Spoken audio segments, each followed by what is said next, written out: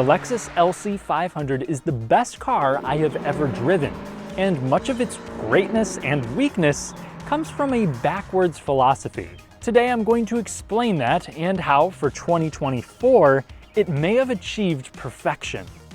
Lexus introduced a plethora of updates. For 2023 and before, you actually did not have a 360 view camera, just parking sensors, which are nice, but with a nose like this and a six-figure price tag, it should show me my future and any government secrets, let alone its surroundings. So for 2024, Lexus has added a 360 view camera, and that will display on Lexus's new multimedia system. It comes with a 12.3-inch touchscreen that's a lot more functional, but admittedly less sleek than the one that's found in my tester. And while we're crying about the loss of the analog clock and the glorious trackpad, Lexus is consoling us with standard wireless Apple CarPlay and Android Auto. Additionally, we now have a USB-C port, and lane centering, among other things, joins the updated active driver assistance features. So these are mostly practical tweaks, though they've also added a new bespoke edition, which allows for a higher degree of customizability, and we have a couple new colors and some changes to the wheel options. Now for the meat of this video. The first thing that separates the LC500 from any other car I've driven is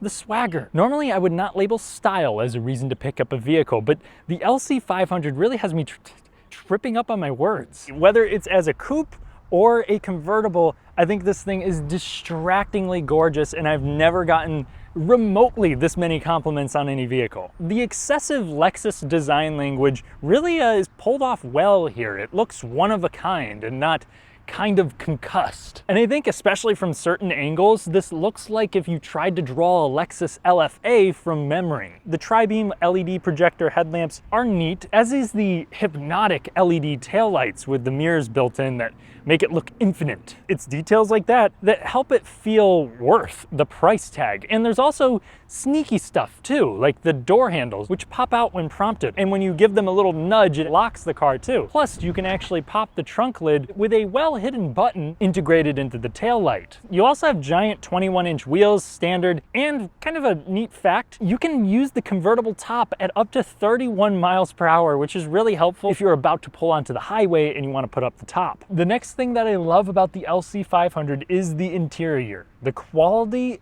feels like 111 grand. A lot of new premium vehicles are starting to adopt a more tech-focused or minimalist approach, and this just focuses on bringing you very authentic materials like leather everywhere, magnesium, you don't have any glossy finishes. It also seeks to make every inch of the cabin interesting. You have the most beautiful door handles, even the grab handles exude opulence. The buttons and dials you interact with for the HVAC or the radio controls are also satisfying. And with the now dated cars, I think you had a super clean dashboard, though the infotainment system here on the 2023 is more frustrating. A lot of things take extra steps, just like using your ventilated or heated seats, especially if you're also using CarPlay. It's unintuitive. And the new infotainment system is stripped down to the basics. You have a simple physical button to bring up your heated and ventilated seats, the heated steering wheel and whatnot. But since this wasn't designed for a touchscreen, they couldn't have the screen recessed into the dashboard the way it is now, disrupting the flow. But once you forget that, it's still a beautiful cabin, and you have gauge cluster that may be limited in what it can display,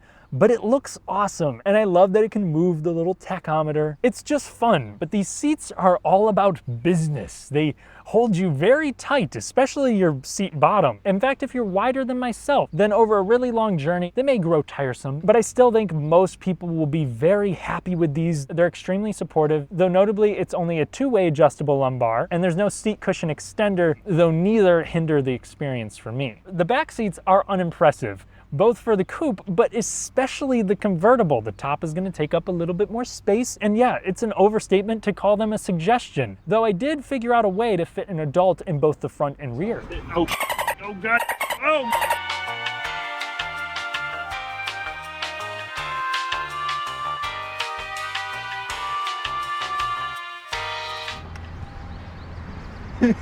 And if I'm to nitpick, I wish the outboard elbow rests were a little more padded and that I didn't need to slide back the center console in order to use the limited storage. And the trunk is also very shallow. I'm not even going to attempt to sit in it, though at the very least it has some width. It could fit a modest set of golf clubs and a couple carry-on bags.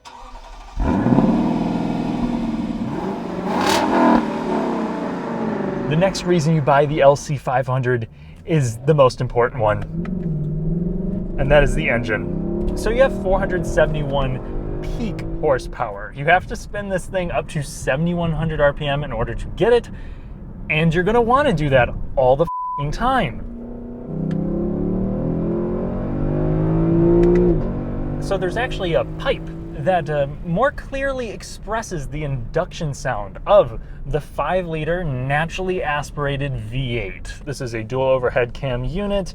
It comes with port and direct fuel injection to help keep your performance very consistent down the road. You'll have 398 pound-feet of torque.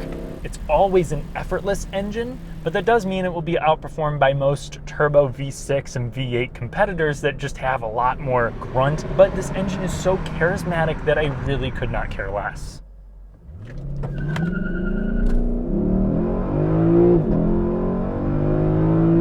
I still wish this did have some form of launch control. Even without it, the acceleration will keep you in the back of your seat. Now 0 to 60 there at a somewhat high density altitude with a little bit of wheel spin came up in 4.7 seconds. One tick behind what Lexus says should be possible. But this kind of car is more about passing power than it is outright brutal acceleration from a dig. Traction is going to be the biggest issue, but this does do a pretty good job of putting down the power, and the 10-speed automatic I think is geared perfectly. Most of those gears come in at higher speeds and they're designed to make for more refined highway driving. So that's another reason why I really like this powertrain. Just at all speeds, it's smooth, it's extremely reactive, both with throttle response and the way that it jumps down to the right gear. In fact, I almost had to get used to it on the highway because most automatics aren't so second nature. It knows what I want more than I know what I want. The gas mileage also isn't that bad whenever you're not driving it how I'm driving it right now. On the highway and through some mixed driving, I was getting around 25, 26. Now that I've been putting it through a little bit more abuse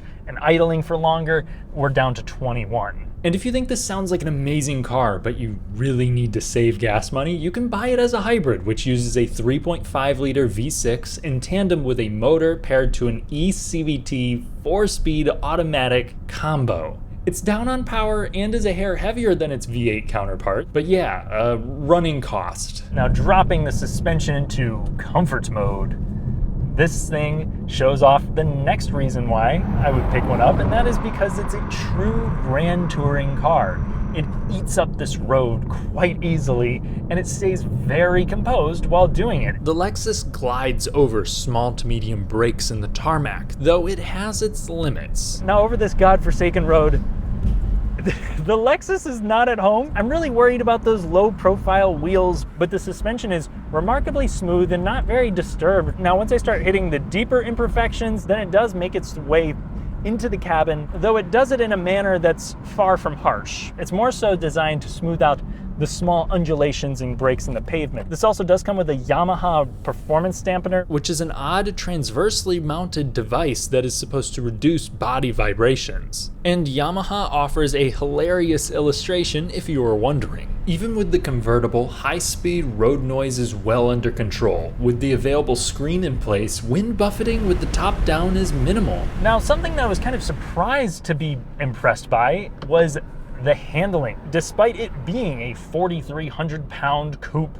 from Lexus, of all brands, it's pretty fun to drive. So you have relatively quick steering here, complemented by low levels of body roll for this kind of grand touring vehicle. Here with, the Torsen limited slip differential, pulls out of corners nicely, and in Sport S Plus, the steering is numb, but it's more direct, well-weighted, and just connected feeling when compared to the IS500 that I drove not too long ago and some other sports cars.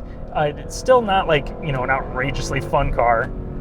Pick up a little bit of steam, and It's not scary to brake. This is performance pads and appropriately giant rotors for this sort of vehicle. Even in its sportiest setting, this isn't going to be rock hard, but it's more so about giving you an ultimate level of confidence as you push it through any sort of road than it is about rejuvenating your testosterone levels. And the Prius-esque shifter doesn't help that cause either. Now, another big proponent to owning a naturally aspirated V8 Lexus is reliability, and I think that's really a big differentiating factor between this and basically all of the competition. This is not a new engine at this point. In fact, it has been used for over a decade, and the common issues that it had were pertaining to the valley plate leaks, and then it also suffered some fuel pump problems, which were fixed via recall. Some other issues that owners have reported include things like an interior rattle coming from a few different places, like the struts or the brake light housing on the coupes, I believe. Now, this model obviously doesn't sell big numbers, but other cars in the Lexus lineup that use this engine have run into AC mildew issues, water pump leaks, and catalytic converter failures way down the road. Again, this has direct and port fuel injection, so it should keep your intake valves clean. If you're worried about the reliability of this power top, which I'm sure is extremely expensive to replace, Lexus says that they've tested it 3 times the amount of your average convertible. Overall, it's a complicated car. Lexuses are not cheap to fix when they do break. Something that some people have reported are problems with the actuators and the door handles, which Lexus's part website says at least the driver's side costs $1,600. So yeah, I would still try to get a warranty if I owned one of these things. But with a car like this, dependability is more important than running costs. The chances are it's not going to break down and keep you from attending that important conference or golf tournament. And with the type of people buying $100,000 cars, the high costs of maintenance or an occasional repair are less important than wasting their time chasing some mechanical gremlin or getting stuck somewhere. Now let's talk about the downsides. Well, this is more of a reality than it is a drawback. It's not a supercar. It doesn't handle like one. It's not as quick as one. Also, looking at the comfort side of things, it's not a Luxo barge. It doesn't float over everything. You get over bad roads like I just did, and you'll feel it. It's a comfortable car that's never abusive, but it does make some compromises. And there are other shortcomings too. Obviously, the backseat is better used as a tool for gymnasts. There's only 2 cup holders. One of them is small and kind of poorly placed, and the other isn't very well shaped. The trunk is a limitation for people who want to take this thing on longer road trips. And the 2024 model's touchscreen just doesn't work as well aesthetically with this dashboard.